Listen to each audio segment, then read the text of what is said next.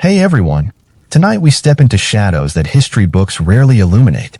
Away from the castles and knights, beyond the merchants and nobles, existed millions of people whose names were never carved in stone, whose stories were never told. These were the forgotten ones, the invisible backbone of medieval society. Close your eyes and prepare to witness lives that time tried to erase. But humanity demands we remember. Number 1. The invisible class. You wake up in the year 1250. But you don't wake up in a bed. You wake up on straw, scattered across a dirt floor, packed into a corner of a wooden shed with 12 other people. The air smells like sweat, old hay, and desperation. You're not a peasant with land to work. You're not a serf bound to soil, but with some rights. You are property. You are a slave. History likes to pretend you don't exist. Medieval Europe supposedly abolished slavery, replaced it with feudalism, created a more civilized system. But that's a comfortable lie told by people who never had to live your reality. You exist everywhere, in every village, on every estate, in every noble household. You're just invisible to the scribes who write the records. Your day begins before dawn because your master's comfort depends on your labor. There's no documentation of your birth, no record of your family, no acknowledgement of your humanity. When the Lord's accountants count his possessions, you appear between the livestock and the grain stores. One adult slave, healthy, worth approximately the same as 3 pigs or 2 oxen. The church bells ring across the valley, calling free people to prayer. You hear them too, but your prayers are different. You don't pray for salvation in heaven. You pray to survive another day without the whip, without the brand, without being sold away from the only people you've ever loved. Walk through any medieval manor, and you'll see the official story. Happy peasants working the Lord's land, owing him service but keeping their families together, their children free. But look closer. See the people who serve in the kitchen but never eat at any table. See the workers who plant the crops but receive only scraps when harvest comes. See the women who nurse the Lord's children but whose own babies are given away like unwanted puppies. Medieval records mention you rarely, and when they do, it's with careful language. You're called servants, though servants usually get paid. You're listed as household staff, though staff can usually leave. Sometimes documents are more honest. They use words like mancipium, meaning own person, or ancilla, meaning female slave. But mostly, historians pretend you reformed yourself out of existence by the year 1000. You know better. You exist in England, where Doomsday Book counts 28,000 slaves in 1086, roughly 10% of the population. You exist in Italy, where wealthy merchants own dozens of human beings imported from Eastern Europe. You exist in Spain, where Muslim and Christian slaveholders buy and sell people like grain at market. You exist in Germany, where Slavic captives gave the word slave its name. The invisible class lives in the margins of every medieval story. When the chronicle speaks of a great feast, you prepared the food but ate none of it. When it describes a magnificent castle, you hauled the stones but slept in the stables. When it celebrates a victorious battle, you were the spoils divided among the winners. Your masters tell themselves comfortable stories. They say you're treated well like family. They point out that you're fed, housed, given work. They compare you to free peasants who struggle with hunger and hardship. But they never mention that you can be sold tomorrow, that your children belong to them, that you have no legal protection against their worst impulses. The law doesn't recognize your testimony in court. You can't own property, can't make contracts, can't marry without permission. If you're killed, it's property damage, not murder. If you kill your master, it's the worst crime imaginable, punishable by torture and public execution. The legal system exists to protect property, and you are property. Some historians claim slavery was gentler in medieval Europe than in other times and places. They point to laws requiring masters to feed their slaves, to conversion requirements, to occasional manumissions. But gentleness is relative when you have no choice. A comfortable cage is still a cage. A kind master is still a master. You adapt to survive. You learn to read your owner's moods, to anticipate needs before they're spoken, to become so useful that selling you would be unthinkable. You develop skills that make you valuable. You forge relationships that might protect you. You find small rebellions that keep your spirit alive without risking your life. Your story doesn't appear in the great chronicles because you don't fight glorious battles or build magnificent cathedrals. But you are the hands that plant the food, the backs that carry the stones, the minds that solve daily problems. Without you, medieval civilization collapses. You are the invisible foundation supporting everything that history remembers. When nobles feast, you serve. When knights ride to war, you care for their horses. When merchants travel, you guard their goods. When priests preach, you maintain their churches. You make medieval life possible, but medieval records make you disappear. Tonight, as you close your eyes in whatever comfortable bed awaits you, remember the millions who slept on straw, who woke to labor without choice, who lived entire lives without recognition. Their invisibility was not accidental. It was designed to let others sleep peacefully, believing the comfortable lie that freedom was universal, that civilization had moved beyond owning other people. The invisible class was never truly invisible. They were there all along, waiting for someone to look closely enough to see them. Number 2. Born into bondage. You don't choose to be born a slave. Choice is a luxury that ended before your first breath. Your mother was property when she conceived you, and you became property the moment you drew air into your lungs.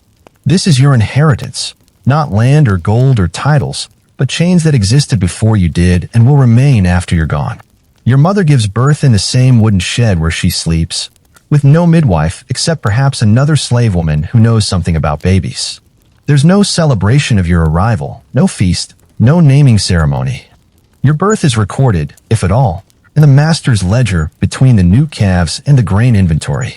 One new slave child, healthy, potential value to be determined. The woman who birthed you holds you close while she can, knowing that closeness is temporary. In some places, you'll be taken from her when you can walk. In others, you might stay together until you're old enough to work. But the bond between you is always conditional, always subject to your master's needs or whims or financial troubles. You learn to walk in a world where everything belongs to someone else, including you. The ground beneath your feet, the roof over your head, the clothes on your back, the food in your mouth, all property of the same person who owns your body, your time, your future.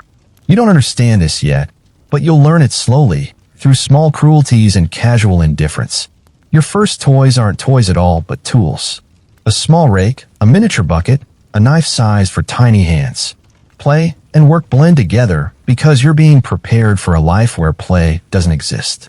By age 5, you're collecting eggs, feeding chickens, carrying messages. These aren't chores that earn you praise or payment. They're training for your real function. Unlike free children, you don't attend church school. You don't learn to read or write unless those skills serve your master's needs. Education is dangerous for property. Literate slaves ask questions, understand their legal status, might forge freedom papers. Your education is practical. How to serve, how to work, how to obey without question. You watch free children and see a different world. They play games without purpose except joy. They learn skills that might elevate them.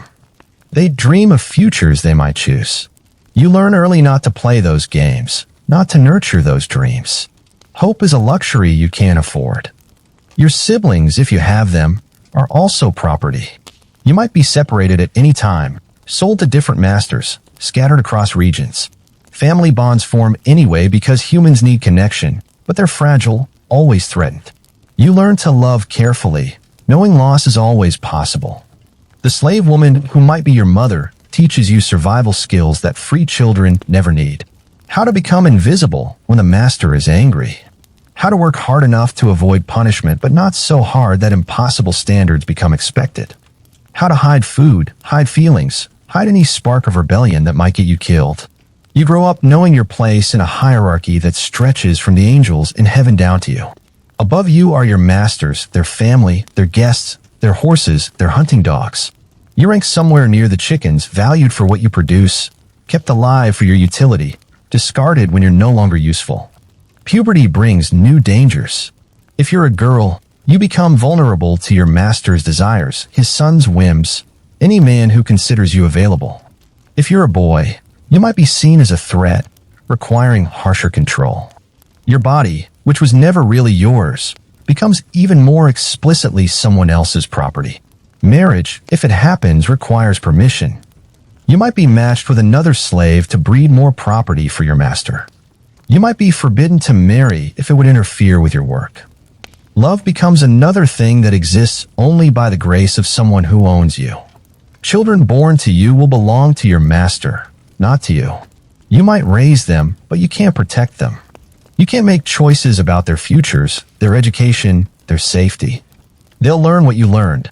That love exists alongside ownership, that family bonds survive in the spaces between someone else's plants. Some masters are kinder than others.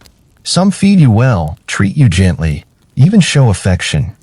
But kindness from an owner is not the same as freedom. A beloved pet is still a pet. A cherished possession is still a possession. Good treatment doesn't change the fundamental relationship of ownership. You grow old, if you're lucky, watching your children and grandchildren inherit the same bondage you did.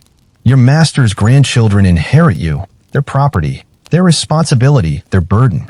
Slavery becomes a family tradition passed down through generations, normalized, justified, forgotten. The records rarely mention the children born into bondage. They appear as numbers in inventories, as assets in wills, as items in sales contracts. But they were human beings who learned to walk, to talk, to think, to feel, all while belonging to someone else. They formed attachments and developed skills and nursed private dreams that history never recorded. Tonight, remember the children who never had childhood as you understand it, who grew up knowing their lives belonged to others, who found ways to be human inside in human conditions. They played when they could, loved when they dared, and hoped when hope seemed impossible. Born into bondage, they still managed to live. Number 3, captured and traded. The market square buzzes with activity, but this isn't a market for grain or cloth or pottery. This is a market for human beings, where people are examined like livestock, where families are separated like unwanted possessions, where humanity is priced per pound and sold to the highest bidder. You stand on the auction block, hands bound, trying to hold on to dignity while strangers evaluate your body, your strength, your potential value. You weren't born a slave. Last month you were free, living in your village, working your small plot of land, raising your children. Then the raiders came, and freedom became just a memory. Medieval Europe operates a vast network of slave trading that reaches across continents.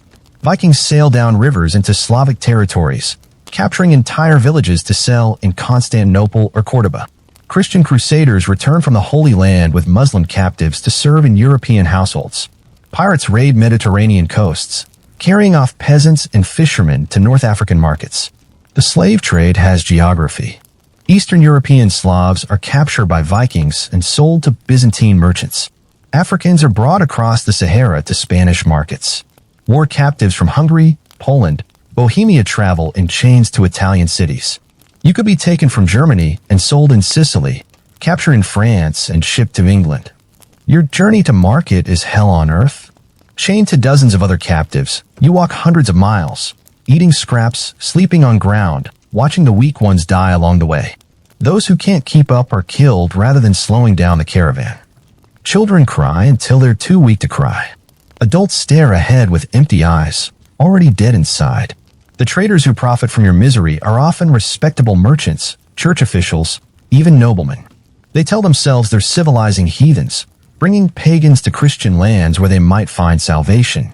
They justify your suffering with theology, turning cruelty into charity, slavery into spiritual rescue. At the slave market, you're stripped, examined, prodded like an animal. Buyers check your teeth, squeeze your muscles, look for signs of disease or defiance. They discuss your potential in front of you as if you can't hear, as if you're already an object instead of a person. Young women bring high prices. Strong men are valuable. Children are investments in future labor. The auctioneer calls out your qualities like selling a horse. Strong back, good teeth, no obvious diseases, young enough to work for decades. He mentions your origins because buyers prefer certain ethnicities. Slavs are considered hardy workers. Africans are thought to handle heat well. Each stereotype reduces you further, makes you less human, more commodity. Families are separated without thought. Children are sold away from parents, husbands from wives, siblings scattered to different buyers. The slave trade doesn't care about human connections. It cares about profit margins. Your toddler might be sold to one master while you go to another hundreds of miles away. You'll never see each other again. Some buyers are household managers purchasing domestic servants. Others are foreman needing field workers. Monasteries buy slaves to work monastery lands, justifying ownership with religious doctrine. Even bishops and abbots participate in the trade, owning human beings while preaching Christian charity. The prices reflect medieval economics. A healthy adult slave costs about the same as a good horse or several oxen. Children are cheaper but require years of feeding before becoming useful. Skilled slaves, craftsmen, scribes, musicians command premium prices. Your value depends on your usefulness to someone who will never see you as fully human. Payment happens in silver coins, trade goods, or other slaves. Your life might be exchanged for barrels of wine, bolts of cloth, or weapons. You become currency in a larger economic system where human beings are just another resource to be extracted, transported, and consumed. The slave trade creates economic incentives for warfare. Raids aren't just about territory or revenge anymore. They're about capturing people to sell. Villages are attacked not to defeat enemies but to acquire inventory. Your neighbors become valuable enough to steal, valuable enough to kill anyone who tries to protect them. Documentation of slave sales survives in medieval records, usually as property transfers or tax documents. You appear as an item in a list. One Slavic woman, age about 25, good health, price 8 solidi. Your name, your history, your feelings about being sold like cattle don't merit recording. Some captives try to escape during transport or at markets. Most fail. Punishment is brutal public whipping, branding, or execution as an example to other slaves. Even successful escapees face impossible challenges. You don't know the language, the geography, the customs. You have no money, no legal status, no one help you. Freedom seems impossibly far away. Religious authorities sometimes condemn the slave trade, but usually only when it involves selling Christians to non-Christians. Trading pagans or Muslims is considered acceptable, even beneficial. The church itself owns thousands of slaves across Europe, their labor supporting monasteries and cathedrals built to honor God's love for humanity. After purchase, you're branded or marked somehow to identify your new owner. The hot iron burns your flesh, leaving a permanent scar that declares your status as property. The pain is excruciating, but the psychological damage cuts deeper. You've been marked like cattle, reduced to an owned object, stripped of the basic human right to belong to yourself. The slave market is where your old life officially ends and your new existence as property begins. Yesterday, you had a name, a history, people who loved you. Today, you have a price tag and a new master who considers you a business investment. The market square where this transaction occurred might seem ordinary to others, but for you, it's the place where humanity was weighed, priced, and sold. Tonight, as you rest in whatever comfort surrounds you, remember the millions who stood on auction blocks, who were examined like livestock, who watched their families scattered to increase someone else's profit. The slave markets of medieval Europe were real places where real people suffered real losses that echo through generations. Human beings are not commodities, no matter how thoroughly systems of trade and ownership try to make them so. Number 4. Daily struggles. The rooster hasn't even crowed, but you're already awake because your body knows that sleeping past dawn means punishment. Your muscles ache from yesterday's labor, but there's no time for recovery. No day of rest, no vacation from being property. Every day is the same endless cycle of work that benefits everyone except you. Your first task is hauling water from the well to fill the kitchen barrels, the washing tubs, the master's basin. The well is a quarter mile from the house, and each wooden bucket weighs 30 pounds when full. You make this trip 12 times every morning, carrying 360 pounds of water before most people wake up. Your shoulders burn, your back screams, but the water must be ready for the household's needs.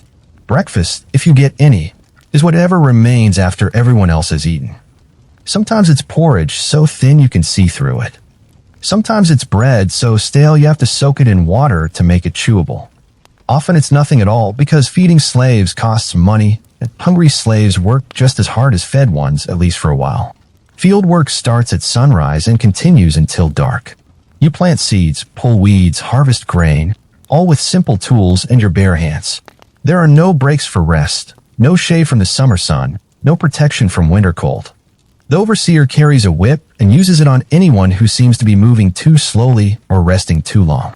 Your hands bleed from handling rough tools and prickly plants. Your feet are cut by stones and thorns because shoes are expensive and you're not worth the cost. Your clothes are rags, patched and repatched until they're more patched than original cloth. When they finally fall apart, you might get replacements, or you might learn to work nearly naked. In winter, the work continues despite freezing temperatures and snow. You still haul water, though now it's heavy with ice. You still tend to animals, though the cold makes your fingers too numb to feel the ropes. You still repair tools and buildings, though frostbite nibbles at your toes and fingers. Cold is just another hardship to endure, not a reason to stop working. Domestic slaves face different but equally exhausting labor.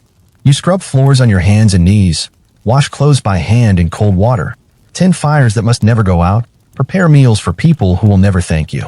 You're awakened at night when the master wants something, expected to be alert and efficient no matter how little sleep you've had. The work never ends because slaves don't have shifts or schedules. You work until the task is finished, regardless of how long it takes.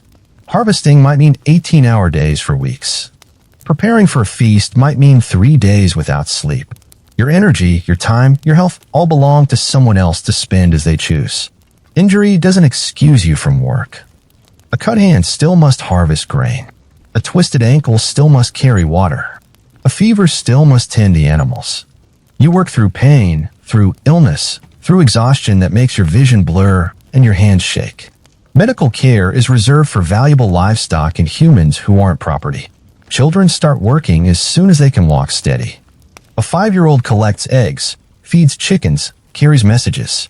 A 10-year-old does adult work with a child's body.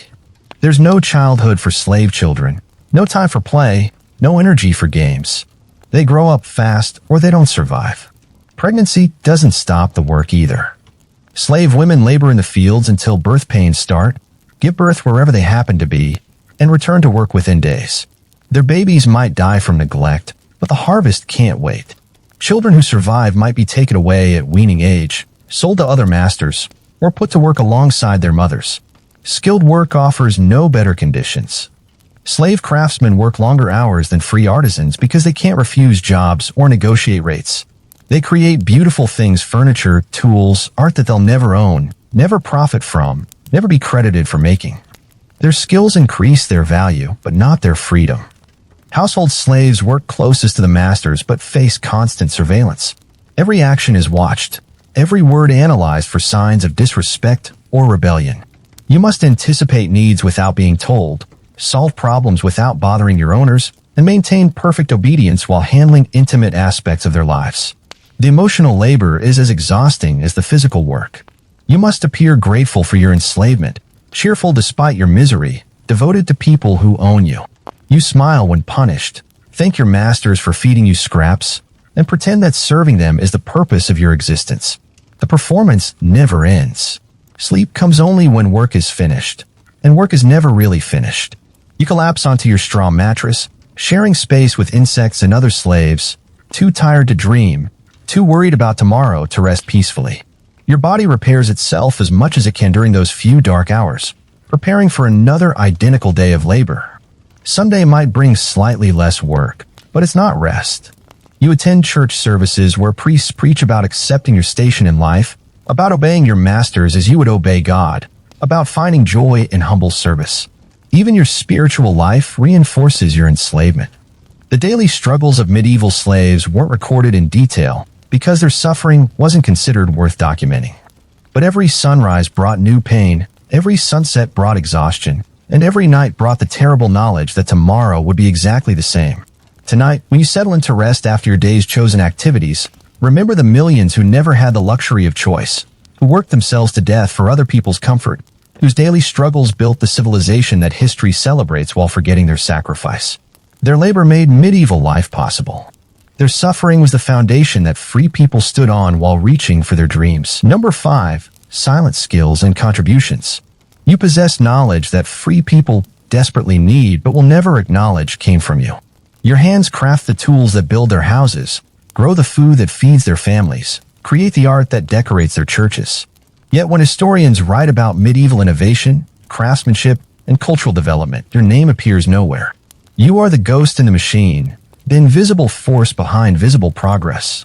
In the monastery scriptorium, you mix pigments and prepare parchment while monks receive credit for illuminated manuscripts. You know which berries create the brightest red, which roots produce lasting yellow, which minerals make ink that won't fade. Your knowledge comes from generations of enslaved artists, whose techniques were passed down in whispers, never written in official texts. Your calligraphy is flawless because mistakes earn beatings. You've practiced letters until your hand moves without thought, creating beautiful scripts that monks sign with their names. Visitors admire the artistry they believe comes from holy devotion, never guessing it springs from the terror of imperfection. Your skill is born from necessity, refined by fear, perfected by survival. In the Lord's kitchen, you transform simple ingredients into elaborate feasts. You know how to preserve meat through winter, how to make bread rise consistently, how to create delicate pastries that impress important guests. These aren't just recipes. They're sophisticated chemical processes that require understanding of fermentation, temperature, timing, and ingredient interactions. Your medical knowledge saves lives that physicians can't help. You know which herbs reduce fever, which poultices heal wounds, which teas calm troubled minds. This wisdom comes from your grandmother, a slave who learned from her grandmother, creating an unbroken chain of healing knowledge that predates university medicine by centuries. When the Lord's wife suffers difficult labor, they call for you, not the educated physician. Your hands have guided dozens of babies into the world safely. You know how to turn breech presentations, when to cut the cord, how to stop bleeding that kills new mothers. Your success rate exceeds that of trained doctors, but you receive no recognition for your expertise. In the fields, you understand soil and weather better than the free farmers who supposedly manage the land. You know which fields need rest, which crops grow well together, when to plant for maximum yield. Your knowledge increases harvests that feed entire communities, but land ownership laws ensure you never benefit from your wisdom. Your carpentry skills build the furniture that fills noble houses. You understand wood grain, joint construction, tool maintenance. You create chairs that support weight for decades, tables that don't wobble, chests that protect valuable items from moisture and pests. Free craftsmen copy your techniques and sell them as innovations. Music flows from your fingers and voice, entertaining households and inspiring religious services. You compose songs that express emotions slaves aren't supposed to have, melodies that capture beauty that slavery supposedly destroys. Your music survives in folk traditions long after your name is forgotten, carried forward by people who never knew its origins. Your mathematical abilities manage complex household accounts, calculate grain storage needs, design building proportions that remain stable for centuries. You work with numbers not because you chose to study them, but because your master's prosperity depends on accurate calculations and you're punished for errors. Textile work occupies many slave women, but your skills go far beyond simple sewing. You understand thread tension, dye chemistry, pattern mathematics, fabric weights. You create clothing that lasts through harsh use, tapestries that resist fading, linens that maintain their quality through countless washings. Language abilities make you valuable as translators when merchants arrive from distant regions. You speak multiple tongues because you've been sold across different territories, picking up new languages as survival tools. Your linguistic skills facilitate trade negotiations that increase your master's wealth while keeping you permanently poor.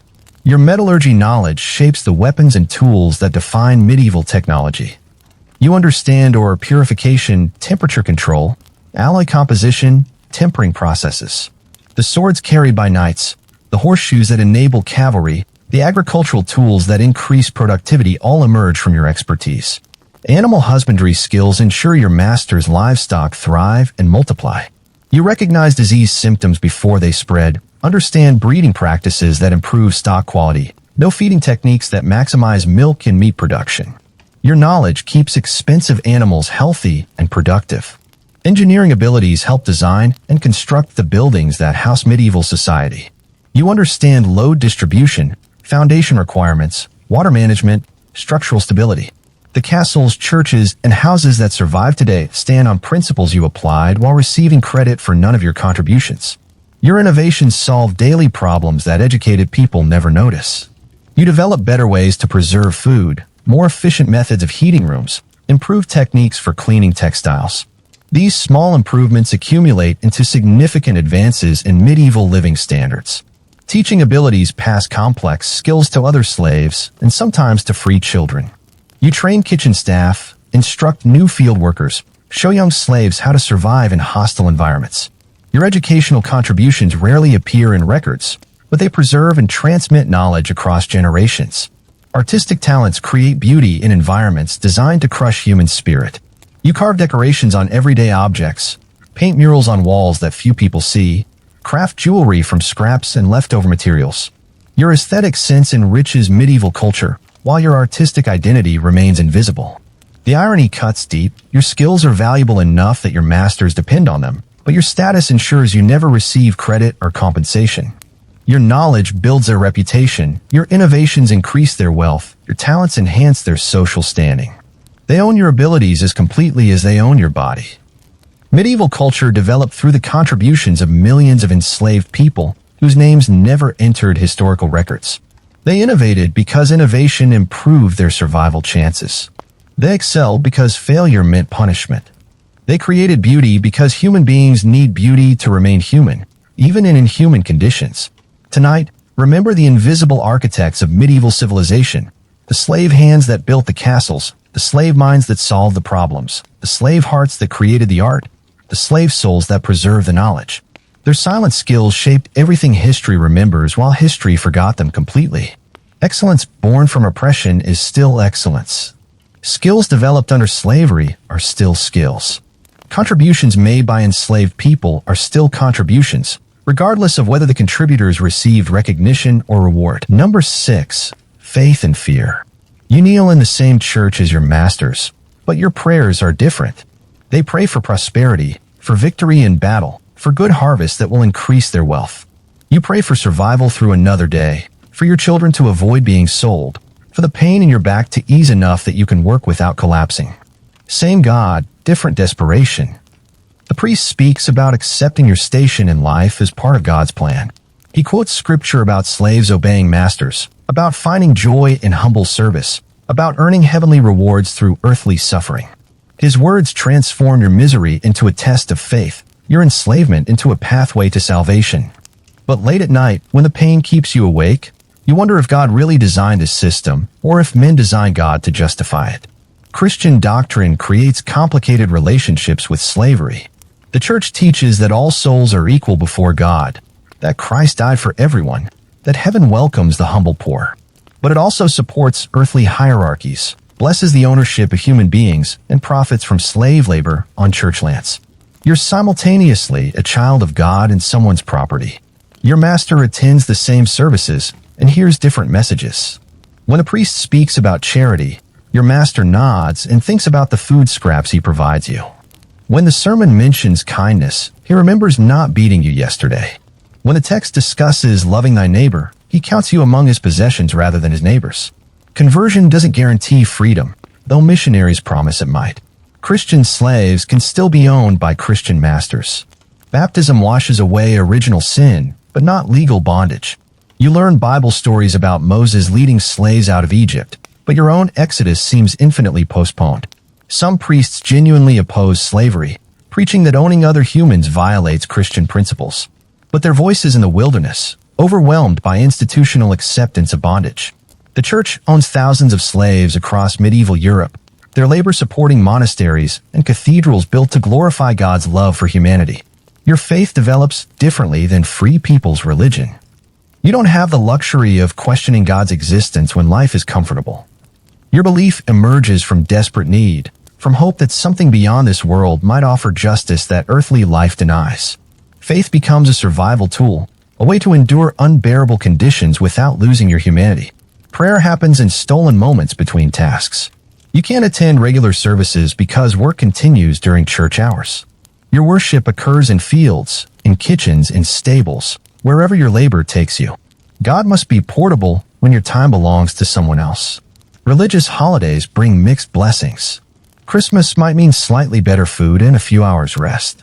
Easter could bring hopes of spiritual renewal and earthly improvement. But religious celebrations also mean extra work preparing feasts, decorating churches, serving guests who drink and eat while you remain hungry. Bible stories resonate differently when you're property.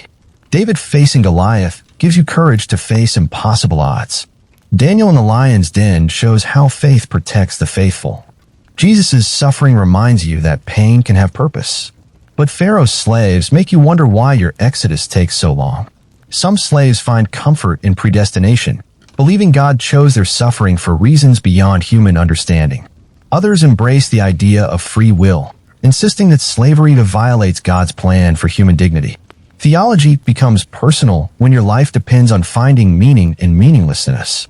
Death brings different religious concerns for slaves than for free people. You worry about dying without last rites, being buried without ceremony, having your soul wander unblessed. But you also wonder if death might be liberation, the only freedom your master can't revoke.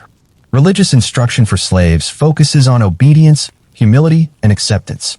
You're taught to turn the other cheek, to render unto Caesar, to be content with your lot in life.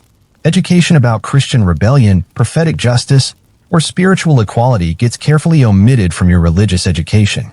Folk religion develops alongside official Christianity, blending church doctrine with older beliefs that address needs the formal church ignores. You might wear Christian symbols alongside pagan amulets, pray to saints while appealing to ancestral spirits, attend church services, and practice rituals the priests would condemn. Fear and faith intertwine in complex ways. You fear your master's anger, but you also fear God's judgment if you don't forgive your oppressors. You fear earthly punishment, but you worry about heavenly consequences for harboring resentment. Religion offers comfort, but also adds another layer of psychological control. Miraculous escapes get interpreted as divine intervention.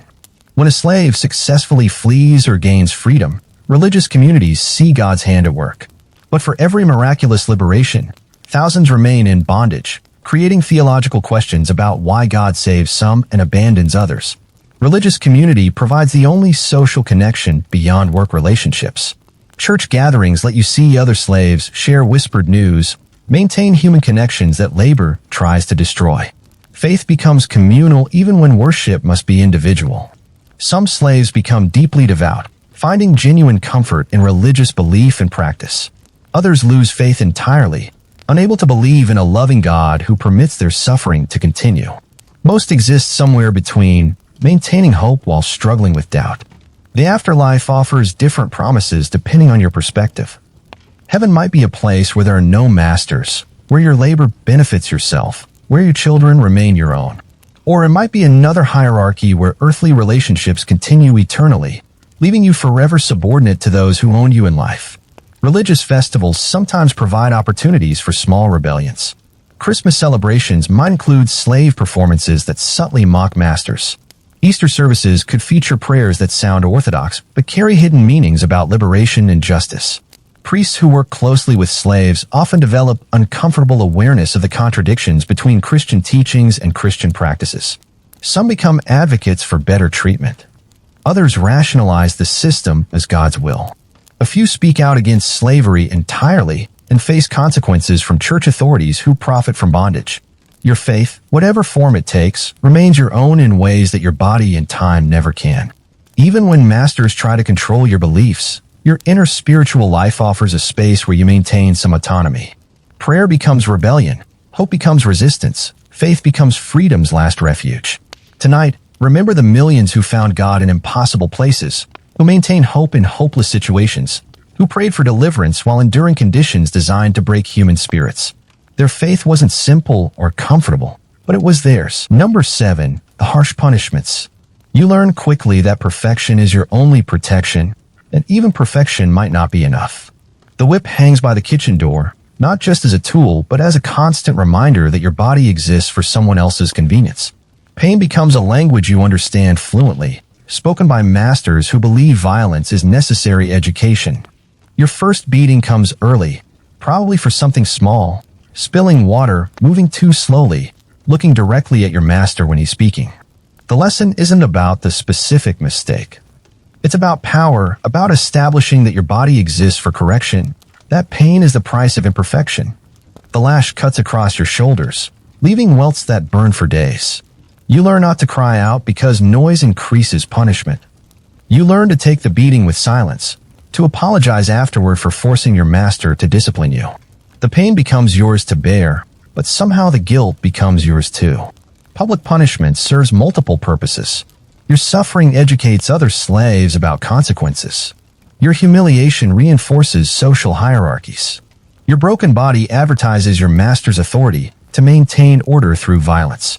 The community gathers to watch, Some approving, some uncomfortable, but all accepting that this is normal, legal, necessary. Branding marks you permanently as property and punishment. The hot iron sears your flesh, usually on the face or hand where everyone can see it. The scar advertises your crime, attempted escape, theft, disobedience, or simply displeasure. You carry the mark forever, a conversation starter that reminds everyone what happens to slaves who forget their place. Mutilation serves as both punishment and practical control. Fingers get cut off for theft, though you might have been taking food to feed starving children. Ears get cropped for eavesdropping, though you might have been trying to protect other slaves from danger. Eyes get gouged for looking where you shouldn't, though your gaze might have been innocent. The stocks in the village square hold you for hours or days, locked in painful positions while people throw garbage, spit, or worse. Children learn to mock slaves in punishment. Adults pause their daily activities to add insults or stones. Your suffering becomes entertainment. Your pain becomes a community event. Flogging follows strict procedures designed to maximize pain while preserving your ability to work. Too few lashes and a lesson fails.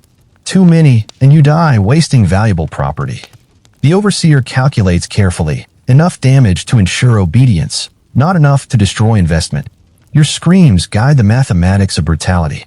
Sleep deprivation weakens resistance while maintaining productivity. You're awakened randomly through the night for unnecessary tasks, kept standing when you should be resting, assigned work that prevents normal sleep cycles. Exhaustion makes rebellion impossible, but also makes you more prone to mistakes that justify further punishment. Starvation operates as both discipline and cost control. Food gets reduced when you displease your master, sometimes eliminated entirely for days. You watch others eat while your stomach cramps with hunger. Children learn to behave by watching adults waste away from food punishment. Survival becomes negotiation with power. Isolation cuts you off from other slaves who might provide comfort or support.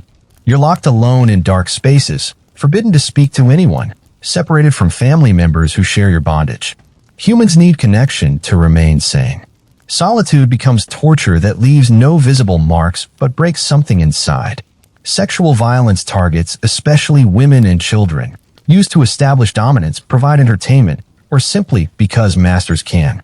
Your body belongs to someone else completely, including for purposes that destroy your spirit while leaving you alive to work. The law provides no protection because property can't be raped by its owner. Medical neglect ensures that injuries from punishment heal poorly, creating permanent disabilities that advertise past disobedience. Broken bones said incorrectly. Infections spread untreated. Wounds fester without care. Your scars become a history book of your master's justice written on your flesh. Psychological torture accompanies physical punishment. You're forced to thank your master for disciplining you, to admit that you deserved every blow, to express gratitude for the correction. Your mind must accept what your body endures. Breaking your spirit matters more than breaking your bones. Children receive modified punishments designed for smaller bodies but equal terror. A 6-year-old gets fewer lashes but the same humiliation. A 10-year-old faces reduced starvation but identical isolation. Age provides no protection from the system that considers young slaves future adult property, requiring early education and submission. Family members become weapons against each other. Your child gets beaten for your mistakes. Your spouse gets starved when you disobey. Your parents get humiliated to punish your resistance. Love becomes vulnerability that masters exploit to ensure compliance. Caring about others makes you easier to control. Religious justification, it transforms cruelty into Christian duty. Masters quote scripture about disciplining servants, about suffering building character, about earthly pain leading to heavenly reward.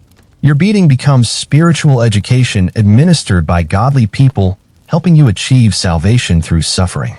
Seasonal punishments increase during harvest time when stress levels rise and mistakes become expensive.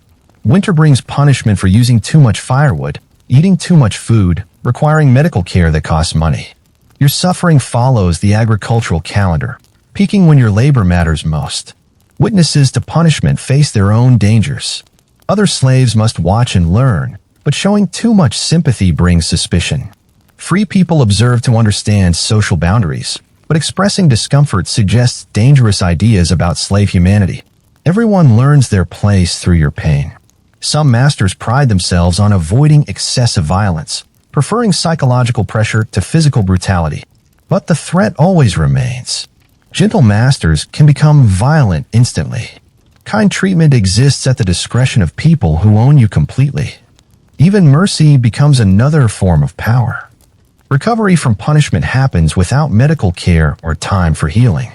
You return to work with fresh wounds, broken bones, burning brands. Your body repairs itself as much as it can while continuing to labor. Survival becomes a daily choice between endurance and surrender. The randomness of punishment keeps everyone afraid. You might be beaten for making mistakes or for working too well and embarrassing others. You might face discipline for speaking or for remaining silent.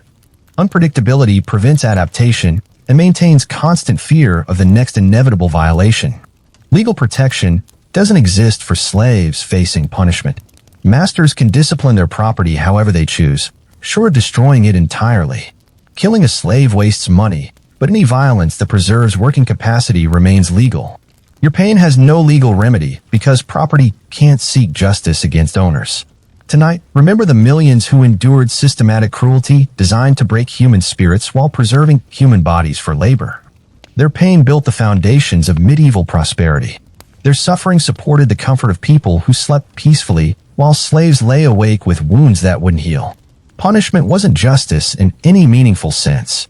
It was power made visible through violence, control maintained through terror, ownership demonstrated through the infliction of pain on human beings whose only crime was existing in a system that denied their humanity. Number 8. Fleeting freedoms. Freedom appears before you like a mirage in the desert, sometimes real but always distant, always fragile, always dependent on forces beyond your control. You've lived your entire life as property, but occasionally the possibility of liberation flickers like candlelight in darkness. Most slaves die in bondage, but a few find ways to buy, earn, or steal their freedom. Manumission offers the most legitimate path to freedom, but it's rarer than finding gold in your porridge. Your master must choose to free you, usually in his will or during moments of religious guilt. Sometimes it's reward for exceptional service. Occasionally it's payment for saving his life or protecting his family. But mostly it's whim, and whims change with mood and circumstance. The manumission ceremony feels like emerging from underwater into air. Legal documents declare you free, witnesses confirm your new status, and suddenly you're no longer property. But freedom papers don't erase decades of conditioning. You still flinch when nobles speak harshly. You still expect punishment for mistakes. Liberty exists in law before it exists in your mind. Self-purchase becomes possible if you develop skills valuable enough that your master allows you to work for others during free time. You might repair tools for neighboring farmers, brew ale for local taverns, or craft items to sell at market. Every copper coin goes into a freedom fund, savings that might eventually buy your own body. The mathematics of self-purchase are cruel. Your market value might equal 5 years of part-time earnings. During those 5 years, you could be sold, your master could die and leave you to heirs, or economic conditions could increase your price beyond reach. Freedom through purchase requires not just money, but incredible luck. Running away offers freedom through theft, stealing yourself from your master's property. Most attempts fail because you don't know the geography, can't speak local languages, have no money for food or shelter. Manhunters specialize in tracking escaped slaves, using dogs and local knowledge to drag runaways back to punishment. Successful escapes require careful planning, local allies, and enormous luck. You need to know which roads lead to territories where slavery is illegal or poorly enforced. You need contacts who will hide you, feed you, guide you to safety. You need documents proving your freedom, because any black or foreign-looking person without papers gets assumed to be escaped property. Forest communities sometimes shelter escaped slaves, creating hidden settlements where fugitives build new lives beyond civilized reach. These communities exist in legal gray areas, too remote for authorities to control, too dangerous for slave catchers to pursue. Life is hard, but it's your own hardship rather than someone else's profit. Religious sanctuary provides temporary protection in some circumstances. Churches occasionally grant asylum to escaped slaves, though this creates conflicts between secular and religious authorities. Monasteries might hide fugitives, but they also own slaves themselves, creating moral contradictions that benefit no one. Marriage to a free person offers another route to freedom. The laws vary by region and circumstances. Sometimes a free spouse can purchase your freedom. Other times marriage grants automatic liberation. But often it simply creates a mixed status family where some members remain property while others enjoy rights. Military service opens paths to freedom in exchange for fighting your master's enemies. Free soldiers fight for pay and patriotism, but slave soldiers fight for liberation. Your courage in battle might earn manumission, though you could also die before collecting the reward. Freedom through warfare turns your oppression into someone else's tool. Economic collapse sometimes creates opportunities for freedom when masters can no longer afford to maintain slave populations. Bankrupted nobles might free slaves rather than selling them, or allow self-purchase at reduced rates. Wars, famines, and plagues disrupt normal relationships between owner and owned. Legal technicalities occasionally provide freedom through bureaucratic errors or changed laws. You might discover that your original enslavement was illegal, that paperwork was filed incorrectly, or that new legislation affects your status. But legal freedom requires literacy, legal knowledge, and advocates willing to represent property in court. Freedom brings unexpected challenges that slavery never prepared you for. You must find housing, employment, food, clothing, all without the guaranteed provision that bondage provided. You're responsible for your own survival in a world that offers limited opportunities to former slaves with no resources or connections. Economic freedom proves as challenging as legal liberation. Free people still won't hire you for skilled work. Landlords refuse to rent to former slaves. Merchants charge higher prices for goods and services. Your legal freedom might leave you practically dependent on your former master for survival. Social freedom takes generations to achieve. Free papers don't erase the stigma of former bondage. Your children and grandchildren inherit the social disadvantages of slave ancestry. Communities remember who used to be property and treat them accordingly. Legal status changes faster than social acceptance. Geographic mobility offers the best chance for true freedom, moving far from places where people know your history. But travel requires money, knowledge, and connections that former slaves rarely possess. Most freed slaves remain near their former homes, where their past shadows their present. Some freed slaves voluntarily return to their former masters, finding that legal freedom without economic resources means starvation and homelessness. Better to be fed property than free and starving.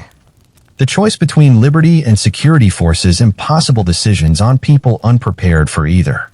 Conditional freedom creates legal categories between slavery and full liberation. You might be freed but required to serve your former master for additional years. You might gain freedom but remain bound to his land. You might be liberated but forbidden to leave the region. Half freedom proves that liberty exists in degrees. Documentation of freedom becomes crucial, because anyone can claim you're an escaped slave unless you prove otherwise. Free papers must be carried constantly, protected from damage, renewed when they expire. Your freedom depends on pieces of parchment that can be lost, stolen, forged, or disputed. Recapture threatens freed slaves constantly because the legal system favors property claims over freedom assertions. Former masters might claim you were never properly freed, that freedom documents are forgeries, that you still owe service to settle debts. Proving freedom can be harder than achieving it initially. Success stories inspire other slaves but remain exceptional. The freed slave who becomes prosperous, who buys property, who educates children, proves that liberation is possible. But for every success, hundreds remain in bondage, their dreams deferred, their freedom forever fleeting. Children born to freed slaves inherit legal freedom but social disadvantage. They grow up knowing their parents were once property, that their liberty came at great cost, that their status remains precarious. Freedom becomes a family legacy to protect rather than a natural right to enjoy. Tonight, remember the few who found ways to steal themselves from masters, who bought their own bodies with years of hidden savings, who ran through dark forests toward uncertain freedom. Remember also the many who died in bondage, dreaming of liberation they never lived to see. Freedom was never free for medieval slaves. It was earned through blood, bought with suffering, stolen at enormous risk. Even when achieved, it remained fragile, conditional, subject to forces beyond individual control. But it was freedom, and for people who had known only bondage, even fleeting freedom shone like the sun. Number 9. Whispers of resistance. You learn to resist without seeming to resist, to rebel in ways so small they appear accidental, to fight back using weapons your masters never recognize as dangerous.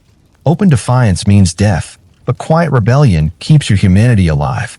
Every day brings tiny choices between submission and subversion. Working slowly becomes an art form. You move just fast enough to avoid punishment, but just slow enough to reduce productivity. The overseer can't prove you're deliberately inefficient, but acres that should be plowed in a day somehow take 2. Tools break more often when you use them. Seeds planted by your hands somehow grow poorly. Sabotage wears the disguise of incompetence. Accidentally ruining supplies costs your master money without giving him legal grounds for severe punishment. Salt gets into the wrong foods. Water appears in grain storage. Tools disappear or break at inconvenient moments. You express regret for your clumsiness while secretly celebrating each small victory against the system that owns you. Feigning illness requires careful performance. Too much sickness, and you'll be sold as defective property. Too little, and you never get rest from backbreaking labor. You learn to fake just enough symptoms to earn half-days off, to avoid the heaviest work, to get sent to easier tasks that preserve your strength for survival. Spreading information creates networks of knowledge that help other slaves survive. You pass warnings about which masters are cruel, which overseers carry whips, which routes offer escape possibilities. Information flows through slave communities like underground rivers, invisible to masters but life-saving to those who need it. Protecting fellow slaves becomes collective resistance. When the overseer approaches, someone coughs to warn workers to look busy. When punishment threatens, others create distractions. When a slave collapses from exhaustion, the group covers their work until they recover. Solidarity grows in shadows where masters can't see it. Teaching forbidden skills preserves knowledge and builds capability. An older slave secretly shows a younger one how to read, though literacy is forbidden. A craftsman passes techniques to apprentices, though slaves aren't supposed to develop marketable abilities. Education becomes rebellion when learning is restricted. Religious resistance happens through songs, prayers, and stories that carry hidden meanings. Spirituals about Moses leading slaves from Egypt aren't just biblical tales, they're coded messages about liberation.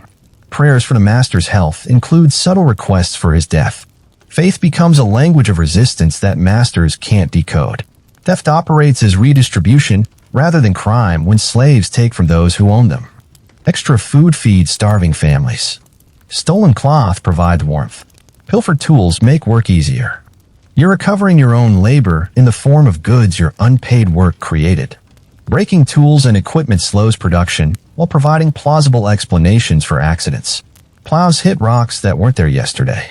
Cartwheels develop problems on important transport days. Harvesting tools become dull more quickly when certain people use them.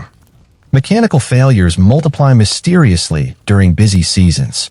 Poisoning masters or overseers represents the most dangerous form of resistance, attempted only by the desperate or the strategic. Certain plants create illness that mimics natural disease. Mushrooms gathered incorrectly cause digestive problems. Herbs added to food produce weakness or confusion. Knowledge of deadly substances becomes knowledge of freedom.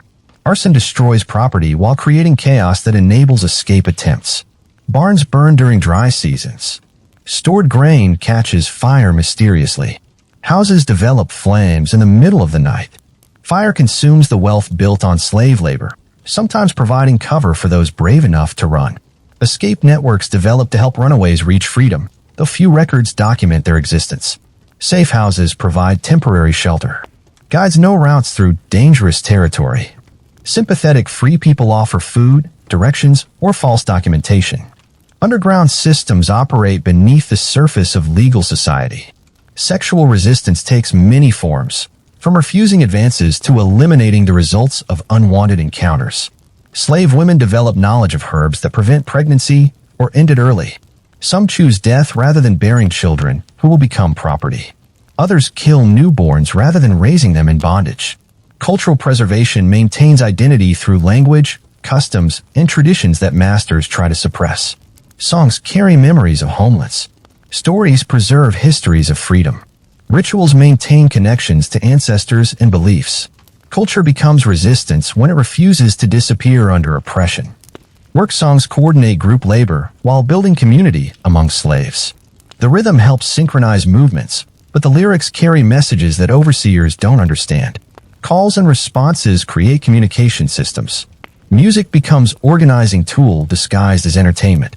Mockery and humor undermine master authority through jokes, stories, and performances that slaves share privately. Masters become figures of ridicule in tales told after work ends. Their weaknesses, failures, and embarrassments get magnified and repeated. Laughter becomes weapon that strips away the mystique of power. Violence against overseers and masters represents the most direct form of resistance, though it usually results in execution for the perpetrator and increased oppression for other slaves. But occasionally, the death of a particularly cruel master improves conditions for everyone. Revolutionary violence remains rare but psychologically important. Suicide becomes the ultimate resistance when life becomes unbearable and escape impossible. Taking your own life deprives masters of their property, though it also destroys your chance for eventual freedom.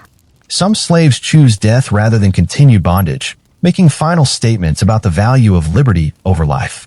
Group rebellions occasionally explode when conditions become intolerable and leadership emerges. Planned uprisings require careful coordination, weapons acquisition, and tremendous courage. Most fail because of informants, lack of resources, or military responses. But even failed rebellions terrify masters and inspire other slaves. Legal resistance uses the court system when possible, though slaves rarely have access to justice. Occasionally, legal technicalities provide grounds for freedom suits. Sometimes sympathetic lawyers take cases pro bono. Rarely, slaves win legal victories that create precedents for others. Pregnancy becomes resistance when slave women refuse to breed more property for their masters. Infanticide, though tragic, prevents children from living in bondage. Abortion ends pregnancies that would profit masters.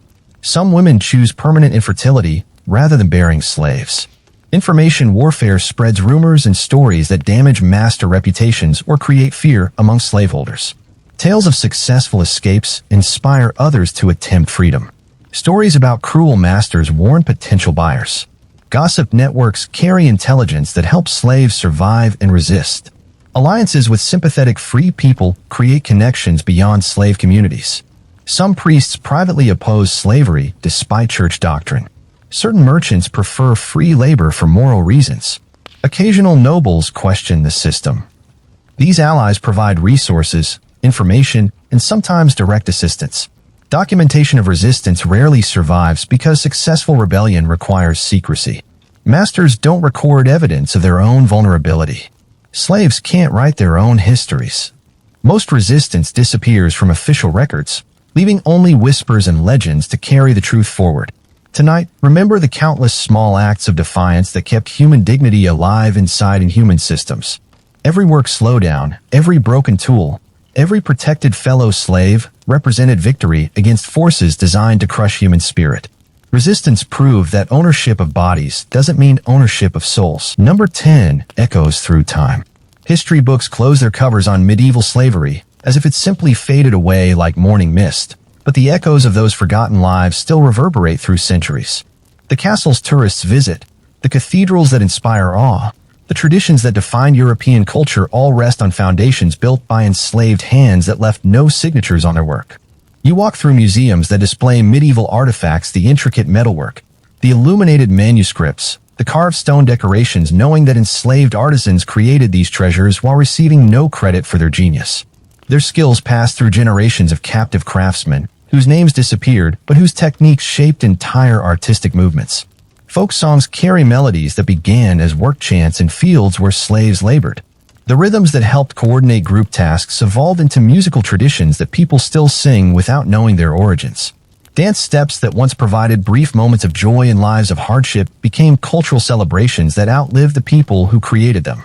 Culinary traditions trace back to slave kitchens where creative cooks transformed cheap ingredients into flavorful dishes. Recipes developed by enslaved women to feed their families with scraps became regional specialties.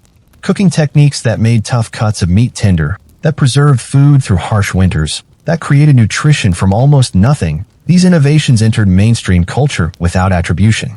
Agricultural methods that increased crop yields and improved soil fertility emerged from the accumulated wisdom of field slaves who understood land better than their masters. Crop rotation systems, planting schedules, Weather prediction techniques all developed by people who worked the earth daily, while others claimed ownership of both the land and the knowledge. Medical knowledge preserved and practiced by enslaved healers contributed to treatments that saved countless lives. Herbal remedies, surgical techniques, diagnostic methods passed down through generations of slave families who served as unofficial doctors for their communities. Their medical wisdom entered professional practice through free physicians who learned from enslaved teachers. Language itself carries traces of slave vocabulary, pronunciation patterns, and grammatical structures that influenced regional dialects. Words from African languages, Slavic tongues, and other homelands mixed with Latin and local speech, creating linguistic innovations that spread far beyond slave communities. Architectural techniques developed on construction sites where enslaved builders solved engineering problems that educated architects couldn't handle. Methods for moving heavy stones, creating stable foundations, managing water flow, designing structures that could withstand centuries of use all emerged from practical knowledge accumulated by craftsmen who built the monuments that still inspire visitors today. Economic systems depended on slave labor in ways that shaped medieval society's entire structure. The agricultural surplus that supported urban development, the craft production that enabled trade, the domestic service that freed noble families to pursue politics and warfare all rested on enslaved foundations that made everything else possible. Legal traditions developed in response to slavery, creating concepts of property, ownership, and human rights that continue to influence modern jurisprudence. Laws defining what constitutes a person versus property, regulations governing treatment of dependent populations, concepts of consent and legal capacity all emerged from medieval struggles with the legal status of enslaved people. Religious doctrine evolved through centuries of theological wrestling with slavery's moral implications. Debates about human dignity, divine equality, earthly justice, and spiritual freedom shaped Christian thought in ways that affected everything from individual salvation concepts to social justice movements that wouldn't emerge for centuries. Cultural exchanges happened through slave communities that preserved traditions from their homelands while adapting to new environments. Islamic practices in Christian lands, African rituals in European contexts, Eastern European customs in Western territories all survived through enslaved carriers who maintained cultural bridges across hostile boundaries. Genetic legacies remain visible in European populations whose ancestry includes enslaved Africans, Slavs, and other groups. Modern DNA analysis reveals migration patterns and population mixing that official histories never recorded. The biological evidence tells stories of forced movement and cultural integration that written records omitted. Art history must be rewritten to acknowledge the enslaved creators whose work fills galleries and private collections. Sculptures attributed to famous masters might have been carved by slave apprentices. Paintings signed by renowned artists could have been executed by enslaved assistants whose skills exceeded their legal masters. The art world slowly recognizes collaborative creation that included unwilling participants. Archaeological evidence reveals slave quarters, working areas, and burial sites that provide material proof of lives that written records ignored. Excavations uncover tools, personal items, and human remains that tell stories of daily existence, cultural practice, and individual identity that official documents never preserved. Literary traditions include stories, poems, and narratives that began in slave communities before entering mainstream culture. Folktales about clever animals outwitting powerful predators originated as coded stories about survival under oppression. Legends about magical escapes and divine justice reflected hopes and dreams that slavery tried to crush. Social movements that eventually challenged slavery drew inspiration and leadership from the accumulated wisdom of enslaved communities. Concepts of universal human rights, equality before law, and individual dignity developed through centuries of practical experience with systems that denied these principles. Educational systems that emphasized practical skills, community cooperation, and survival knowledge emerged from slave communities that had to teach their children how to navigate hostile environments. Learning strategies that emphasized memorization, pattern recognition, and adaptive thinking influenced pedagogical methods that spread beyond their origins. Urban development patterns in medieval cities reflect the presence of slave quarters, working areas, and service facilities that supported free populations. City planning that segregated different social classes, architectural styles that emphasized hierarchy, transportation systems that moved goods and people all incorporated the labor and living requirements of enslaved populations. Trade networks that connected distant regions often depended on enslaved workers who provided the labor, skills, and cultural knowledge that made commerce possible. Routes that carried goods also carried people, ideas, and innovations that originated in slave communities, but contributed to economic development that benefited primarily free populations. Modern human rights concepts emerged partly from the gradual recognition that medieval slavery's legal justifications were morally indefensible. International laws about human dignity, prohibitions against forced labor, protections for vulnerable populations all developed through slow acknowledgement that the medieval system violated principles that societies eventually embraced. Memory preservation became crucial as official records disappeared and oral traditions faded. Families that traced ancestry to enslaved people kept stories alive through generations. Communities that developed from former slave settlements maintained cultural practices. Scholars who recognized the historical importance of forgotten lives worked to recover evidence that mainstream history ignored. The silence in historical records wasn't accidental. Medieval chroniclers, legal scribes, and church officials deliberately minimized references to slavery because it contradicted ideals of Christian civilization and social progress. The absence of slave voices in medieval documents reflects intentional erasure rather than historical insignificance. Contemporary recognition of medieval slavery's importance grows as historians develop new methods for finding evidence that traditional sources omitted. Archaeological techniques, genetic analysis, linguistic studies, cultural investigation, and comparative research reveal patterns of life that official documents never recorded. Tonight, as you settle into sleep surrounded by comforts that would seem miraculous to medieval slaves, remember that the foundations of Western civilization include millions of forgotten people whose labor, skills, creativity, and humanity contributed to everything that followed. Their echoes reverberate through time in ways both visible and hidden. The cathedrals still stand. The traditions continue. The innovations persist. The cultural contributions endure. But the people who created them remain largely forgotten, their names unrecorded, their stories untold, their humanity denied by the very histories they helped create. Medieval slaves may be absent from the history books, but they are present in the historical legacy. Their whispers echo through time, waiting for listeners who will finally hear their voices, acknowledge their contributions, and remember their lives with the dignity that their own era denied them. The echoes continue. The memories survive. The recognition, however delayed, eventually comes to those whose forgotten lives built the world that history remembers.